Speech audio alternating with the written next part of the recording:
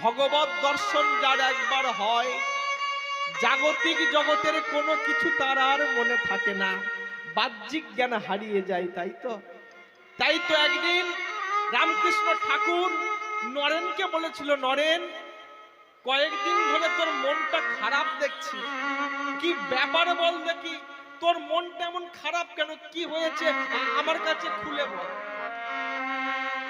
ঠাকুর, শুধু সাধন ভজন নিয়ে তো জীবন চলতে পারে না। হরি বল, হরি বল। আমি দত্ত বাড়ির ছেলে, কায়েদ ব্রাহ্মণ ঘরের ছেলে, আমি যুক্তি পছন্দ করি, যুক্তিটা ভালোবাসি। শুধু সাধন ভজন নিয়ে তো জীবন চলতে পারে না। গুরুদেব, আমার পিতৃবিয়োগ হয়েছে, আমার সংসারে বড় অভাব, আমার টাকা চাই, আমার টাকা চাই, আমার টাকা চাই। ভক্তমণ্ডলী, ভক্তিমতী মায়েরা, রামকৃষ্ণ ঠাকুরের কথা জানেন তো?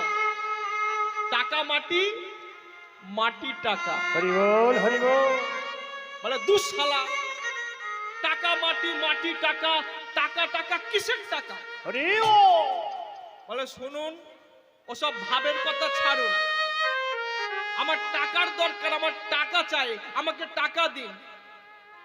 রামকৃষ্ণ ঠাকুরের নরেনের একটা কান ধরে বলে, হতচ্ছাড়া, হ্যাঁ রে, টাকা কি আমার কাছে আছে? তোর যা কিছু চাইবার তুই মায়ের কাছে গিয়ে চা।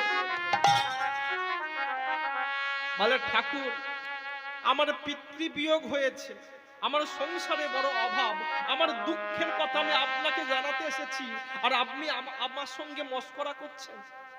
আপনার ওই মন্দিরের পাথরের প্রতিমা, ওই প্রতিমার কাছে টাকা চাইলে ওই পাথরের প্রতিমা কোনোদিন টাকা দেবে?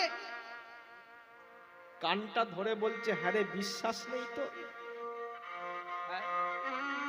তুই আমার বেটা হয়ে, আমার সন্তান হয়ে তুই মাকে অবিশ্বাস করিস? হরি বল, হরি বল। তোর বিশ্বাস নেই? রামকৃষ্ণ ঠাকুরের এমন আত্মবিশ্বাস শুনে, এমন আত্মবিশ্বাস দেখে আমার নরেন ঘাবড়ে গেছে। বলে, মায়ের কাছে টাকা চাইলে মা টাকা দেবে? কেন দেবে না? কত টাকা চাইতো? ব্যাগ নিয়ে যা, বস্তা নিয়ে যা। ওরে, আমার মা হলো জগৎ জননী, আমার মার কাছে কাই মনোবাক্যে যে যা চায় আমার মা তাকে তাই দেয়। নরেন মনে মনে চিন্তা করলো, একবার দেখি তো। এই বলে মন্দিরের মধ্যে প্রবেশ করেছে। যেই না মন্দিরের মধ্যে প্রবেশ করেছে, দেখছে প্রস্তর বিগ্রহ রূপে দাঁড়িয়ে আছে আমার মা ভবানী। ভিতর থেকে মন্দিরের দরজাটা বন্ধ করে দিয়েছে, বন্ধ করে দিয়ে মায়ের চরণ তলে বসে বলছে, মা, মাগো, আমার পাগলা ঠাকুর রামকৃষ্ণ বলল তোর কাছে যা চাই তাই নাকি পাওয়া যায়। মা, আজ আমি তোর কাছে চাইতে এসেছি। মা, আজ আমি তোর কাছে চাইতে এসেছি। একবার তুই আমার ডাকে সাড়া দে, একবার তুই আমার ডাকে সাড়া দে, একবার প্রকটিত হ মা, একবার প্রকটিত হ, একবার দেখা দে। অঝর নয়নে কাঁদছে। সন্তান যদি আকুল প্রাণে ব্যাকুল হয়ে মাকে ডাকে, মা কি পারে সন্তানের ডাক উপেক্ষা করতে? পারে না। হঠাৎ যেন মন্দিরের ভিতর থেকে সুললিত মিষ্টি মধুর কণ্ঠে কে যেন বলে উঠল, বিবেক, বিবেক, বিবেক। কে কে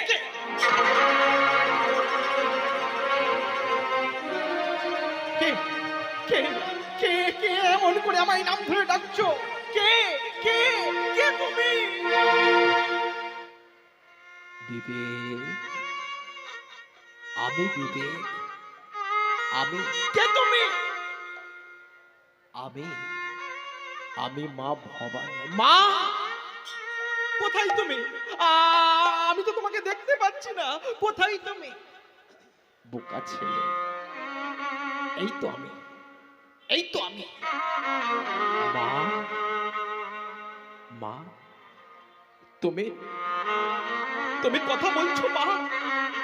তুমি কথা বলছো মা? তুমি কথা বলছো? তুমি কথা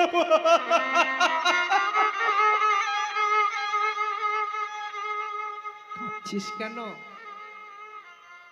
কাঁদছিস কেন? শান্ত হ। কি চাই তো? ওরে, আজ তুই আমার কাছে যা চাইবি আমি তোকে তাই দেব মা।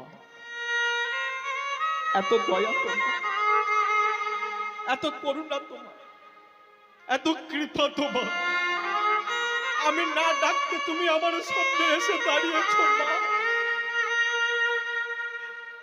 মা, আমি ধন চাই না, আমি বিষয় চাই না, আমি বৈভব চাই না, আমি সম্মান চাই না, ইন্দত্ব, কবিরত্ব, পরুণত্ব আমি কিছু চাই না মা।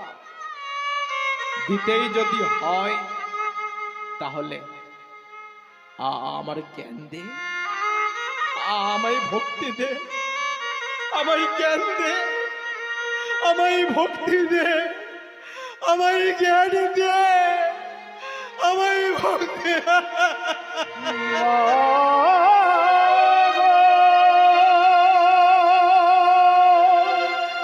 ও গো মা, আমার মা গো। তাই হোক, তোকে আমি দিব্য জ্ঞান দিলাম, দিব্য ভক্তি দিলাম, দিব্য জ্ঞান দিলাম, দিব্য ভক্তি দিলাম। মা, কোথায় গেলি মা? কোথায় গেলি? আরেকবার দেখা দে মা, আরেকবার দেখা দে, আরেকবার দেখা দে।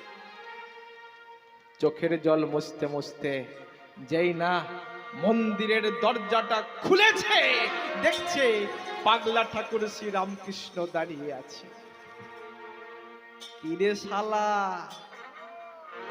মা টাকা দেয়নি? তুই তো টাকা চাইতে মায়ের কাছে গিয়েছিলি, টাকা কই তো? ঠাকুর,